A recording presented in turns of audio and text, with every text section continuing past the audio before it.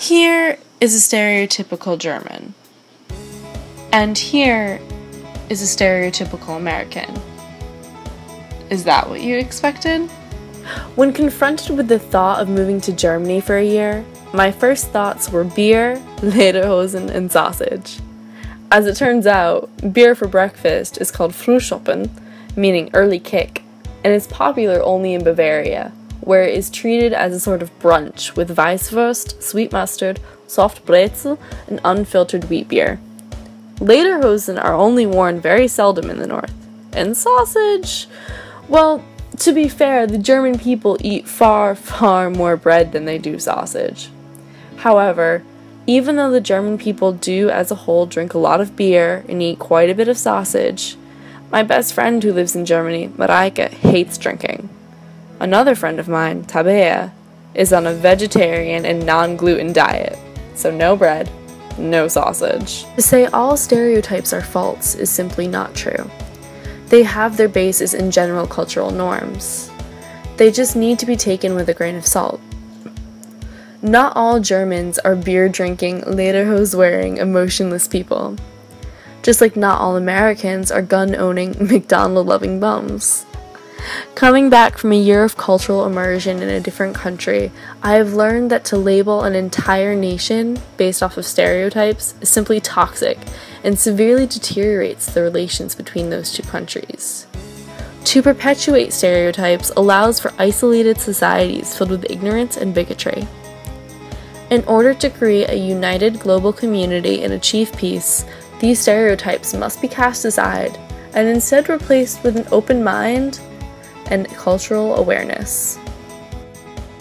Stereotypes in everyday life, although seemingly innocuous, is actually quite harmful. It builds barriers between people, causing misunderstandings that could easily be avoided with a little bit of cultural awareness and open-mindedness.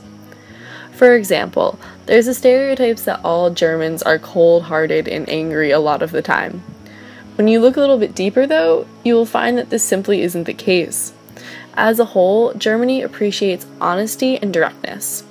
They have an understanding of the rules and how things are supposed to be done to be efficient or just to make the most sense.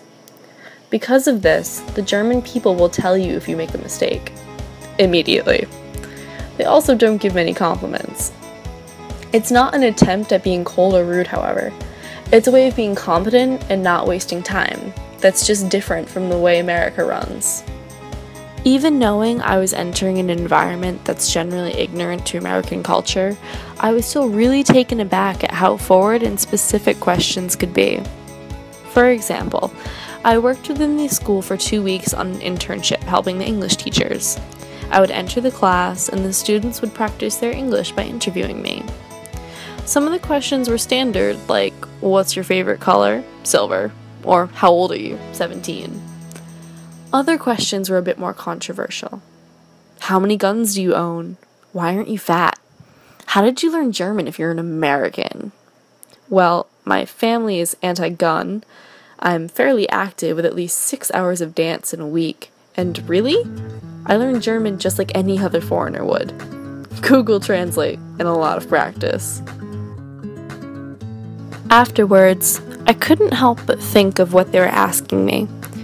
How they really don't get the essence of American culture, and it put me off. I was disappointed. But it also sharpened my resolve to try and absorb all the culture that I possibly could from my experience. After the first week, I came back to the internship prepared to teach more about the American experience. I explained how America is a bit more complicated than other countries due to its vast immigrant background and its melting pot of ethnicities.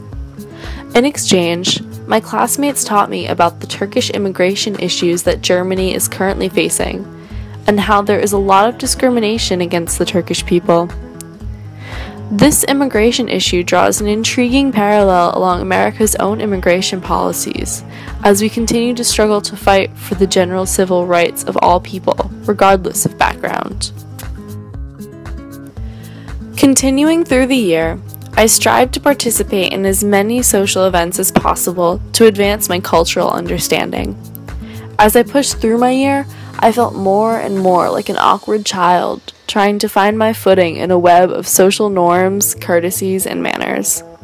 For example, in America, especially my state of Rhode Island, waving and smiling to strangers on the street is pretty normal. It's a friendly gesture that just acknowledges the other person's presence. However, in Germany, not so much. It's considered rude and strange that someone would focus on a stranger and bother them from the daily life. There's no reason to wave at someone you don't even know. But to be honest, I was so far immersed into the German language and culture that I never realized what large changes I had made to my mannerisms to fit in until I went to our Halbzeit camp in Hamburg. This camp, also known as the Mid-Stay Camp, was 25 of the American exchange students from the northern parts of Germany. We had quite a bit of time to get to know each other, bond, and compare and contrast the similarities and differences between our experiences in Germany. It's quite the shock to learn that you aren't alone in thinking that always eating with two hands is strange, or that milk at dinner is acceptable, when all you've been exposed to for months is this single-mindedness in thinking. Overall, my experience in Germany brought me to a new place of understanding and receptiveness to the world around me as it functions as both separate societies and a whole global community. Being a student for an entire year in a new country requires an accepting mind and a flexibility that I hope to see in all people throughout the world. These qualities allow for self-improvement and more peaceful collaborations between parties, whether individuals or whole countries, and promote a sense of understanding and empathy for what we can commonly call the human condition. The human condition being a term to cover life's tragedies and joys, the hardships and successes. How every single person on this planet has a kind of story that everyone can relate to or sympathize with in some way. We are all people of this earth, and to categorize and generalize a group of people based on their country of origin is just simply too simplistic. To fully be able to understand and coexist with one another, we must look past petty mannerisms and relate to each other on a more meaningful and profound scale. Stereotypes do not define anyone. They are like blinders against humanity's eyes, shielding us in ignorance and making us blind to the real problems that we are up against as a species. In conclusion, from my experience, making yourself aware of cultural norms and discarding the use of stereotypes is one of the major ways of becoming a global citizen.